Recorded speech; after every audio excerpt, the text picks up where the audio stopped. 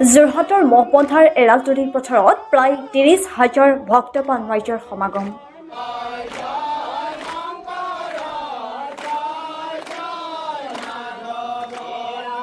শ্ৰীমন্ত শংকৰদেৱ সংঘৰ ৯৬ সংখ্যক বাৰ্ষিক অধিৱেশনৰ আজি পবিত্ৰ লাইখুটা স্থাপন কৰিলে শ্ৰীমন্ত শংকৰদেৱ সংঘৰ পদাধিকাৰ ভৱেন্দ্ৰ নাথ ডেকাই। ডবা শংখ খোলতালৰ অপূৰ্ব সুৰৰ জংকাৰৰ লগতে আইসকলৰ উৰুলি ভক্তপ্ৰাণ ৰাইজৰ হৰিনামৰ ধ্বনিৰে আকাশ বতাহ মুখৰিত কৰি দ্বিতীয় বৈকুণ্ঠপুৰলৈ পৰিণত হোৱা যোৰহাটৰ মহপন্থাৰ এৰালতলী পথাৰত আজি শ্ৰীমন্ত শংকৰদেৱ সংঘৰ ৯৬ সংখ্যক বাৰ্ষিক অধিৱেশনৰ পবিত্ৰ লাইখুটা স্থাপন অনুষ্ঠান সুন্দৰতাৰে সম্পন্ন হয়।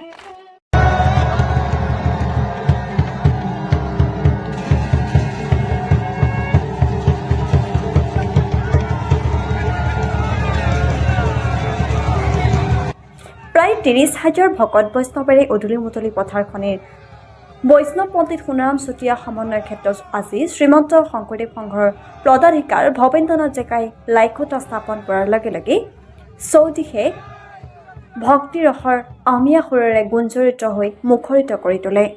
পবিত্ৰ লাইখুটা স্থাপনৰ পিছতেই পদাধিকাৰ ভৱেন্দ্ৰ নাথ ডেকাৰ পৌৰোহিত্যত অনুষ্ঠিত সভাখনি উদ্বোধন কৰে শ্ৰীমন্ত শংকৰদেৱ সংঘৰ প্ৰধান সম্পাদক কুশল ঠাকুৰীয়ে। পবিত্ৰ লাইখুটা স্থাপন উপলক্ষে অনুষ্ঠিত মুকলি সভাত শ্ৰীমন্ত শংকৰদেৱ সংঘৰ কেইবাগৰাকীও প্ৰাক্তন পদাধিকাৰৰ লগতে ভালেসংখ্যক বিষয়ববীয়া উপস্থিত থাকে। তদুপৰি আজিৰ সভাখনিত অসম চৰকাৰৰ কেবিনেট মন্ত্ৰী অতুল বৰা, বিত্ত মন্ত্ৰী অজন্তা নেওগৰ লগতে বহু কেইগৰাকী মন্ত্ৰী বিধায়কো উপস্থিত থাকে। উল্লেখ্য যে যোৰহাট জিলা শাখাৰ আতিথ্যত শ্ৰীমন্ত শংকৰদেৱ সংঘৰ ৯৪ সংখ্যক বাৰ্ষিক অধিৱেশনখনি আগন্তুক ৬, ৭, ৮ আৰু ৯ ফেব্ৰুৱাৰীত অনুষ্ঠিত হ'ব।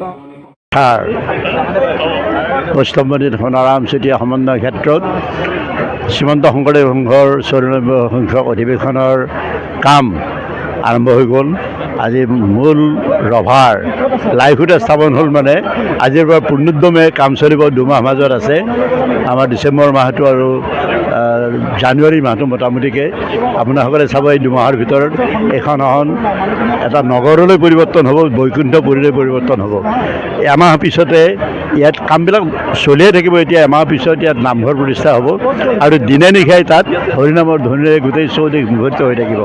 আৰু পাৰ ভগা উৎসাহ আপোনাসকলে দেখিছে, এটা হাজাৰ হাজাৰ মানুহ, লাখ মানুহ ইয়াত সমবেত হৈছে। জাতি, বৰ্ণ, ধৰ্ম, সম্প্ৰদায় নিৰ্বিশেষে আমাৰ ৰাজ্যিক চৰকাৰৰ মহামান্য বিত্তমন্ত্ৰী মহোদয়ক, আমাৰ মুখ্যমন্ত্ৰী মহোদয়ে ইয়াত এটা গাৰ্জেন মিনিষ্টাৰ হিচাপে তেখেতক দায়িত্ব দিছে। এটা জাতীয় চৰকাৰে জাতীয় অনুষ্ঠান এটাৰ সফলতা কৰাৰ কাৰণে যিখিনি কৰিব লাগে চৰকাৰীভাৱে তেখেতসকলে কৰিব। আৰু আমাৰ ৰাইজৰ দায়িত্ব আছে। ইয়াত বহুত কথা নিহিত হৈ থাকে। আমাৰ গোটেই যোৰহাট জিলাৰে কওক বা যোৰহাটৰে ইয়াৰ যিটো গৰিমা, ইয়াৰ যিটো মহত্ব, এইটো ইয়াত আমি অক্ষুণ্ণ ৰাখিব লাগিব। আৰু এটা জাতীয় অনুষ্ঠানৰ জাতীয় এখন অধিৱেশন গোটেই সকলো মানুহকে মানে সামৰি লৈ পেলাই ২৭ জনগোষ্ঠীক আমি মহাপুৰুষ আদৰ্শৰে আমি সামৰি লৈছোঁ। ইয়াত সমবেত হ'ব। চৌদিশৰ পৰা ভকত বৈষ্ণৱসকল আহিব। আপোনালোকে দেখিব যে এটা জয় জয়ময় হৈ থাকিব, গোটেই হৰিনামৰ ধ্বনিৰে মুখৰিত হৈ থাকিব। গতিকে আমি ভাবিছোঁ আজিৰ পৰা কামবিলাক আৰম্ভ হৈ গ'ল আৰু সকলোৰে সহযোগত এখন সৰ্বাংগ সুন্দৰ অধিৱেশন হ'ব। পূৰ্বৰ সকলো অভিলেখ ভংগ কৰি ইয়াত লাখ লাখ মানুহ ইয়াত সমবেত হ'ব। আজি শ্ৰীমন্ত শংকৰদেৱ সংঘৰ ৪ম বাৰ্ষিক অধিৱেশন তাৰ লাইখুটা সফলতাৰে ইয়াত সম্পন্ন হৈছে আৰু মই এই অনুষ্ঠানটোলৈ জড়িত হ'বলৈ পাই অতি গৌৰৱ অনুভৱ কৰিছোঁ আৰু আশা কৰিছোঁ যে গুৰুজনৰ আশীৰ্বাদেৰে যি মূল অনুষ্ঠান ভাগি সফলতাৰে পৰিগণিত হ'ব। ইতিমধ্যে আমাৰ পদাধিকাৰ বাবে গোটেইখিনি কথা কৈছে যে ২টা মাহৰ পিছত সুন্দৰভাৱে সফলতাৰে অধিৱেশন আৰম্ভ হ'ব আৰু বৈকুণ্ঠপুৰী পৰিণত হ'ব।